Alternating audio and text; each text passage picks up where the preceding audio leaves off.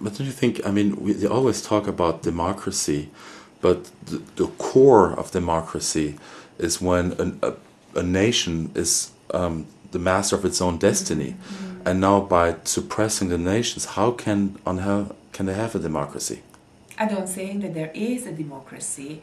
I think that by suppressing human rights, by silencing people through fear, by putting lots of people into prison, and by demonizing those who stand up for the rights of decent Hungarian people, they actually ended democracy. There's no such thing anymore as democracy.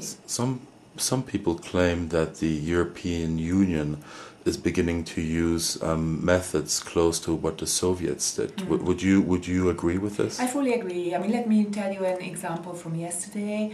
Now we have the hearings of the designated commissioners, the new commissioners, and I'm a member of the LIBE committee, the Civil Rights and Justice and Internal Affairs Committee. And as such, but I'm independent, so I don't belong to any of these huge political groups like the People's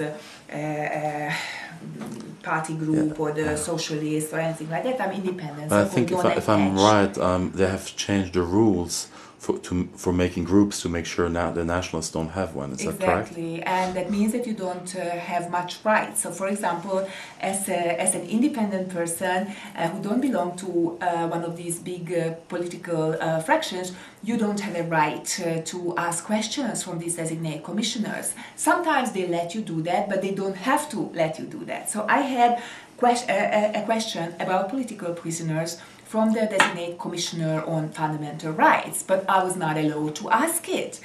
So I was protesting against it. I stood up. Of course, the chair didn't give me the floor, but still I stood up and I said, this is a show, what's going on here? This has nothing to do with democracy. Basically, it's pre-selected people asking pre-arranged, pre-agreed questions. And it's a method that was used during communism, that you looked at television, it looked like a parliament. I don't know if you were an outsider.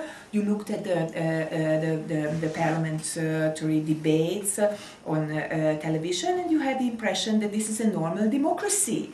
But it was like a ballet theater that everybody knew that you are the audience, and it's just a stage on which there are players and everybody know their part in the play. And the European Union is very similar. For example, can you imagine that that after that, when I was protesting and everybody was really shocked, when the hearing ended, everybody left the room, and I just looked at on the corridor. There was a press conference given by this designated commissioner who couldn't answer my question because I was not given the floor, and journalists could ask questions from her.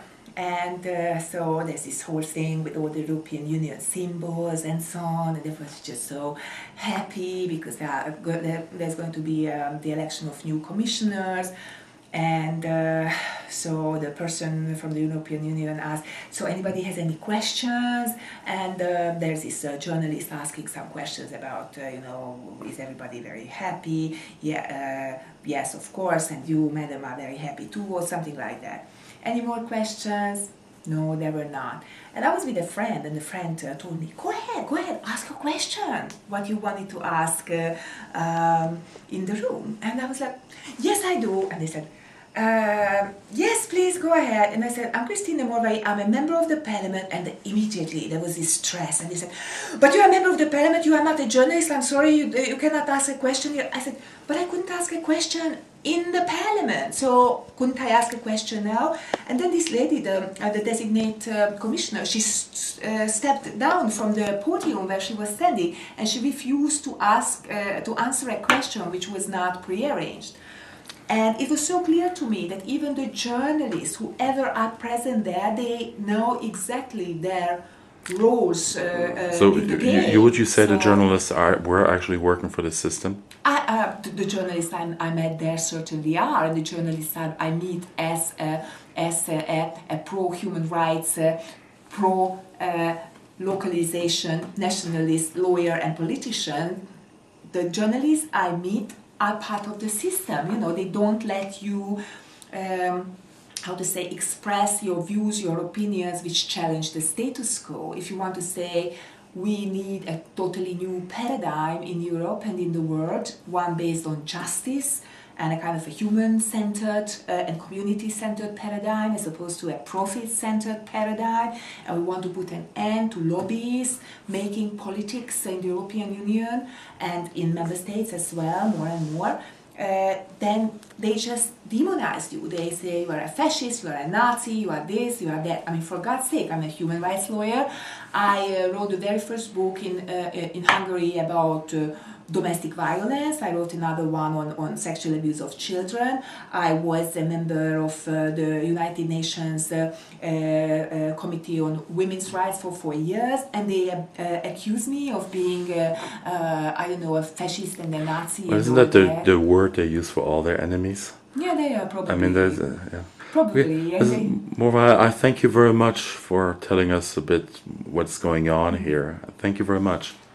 Yes, thank you for listening to me, and I hope that that the message will go through, and we certainly need our alternative media to do so, because nobody is going to do it for us, it seems. We are completely marginalized, so we have to go hand in hand, passing the message on to each other, and I think you do a very good job on this.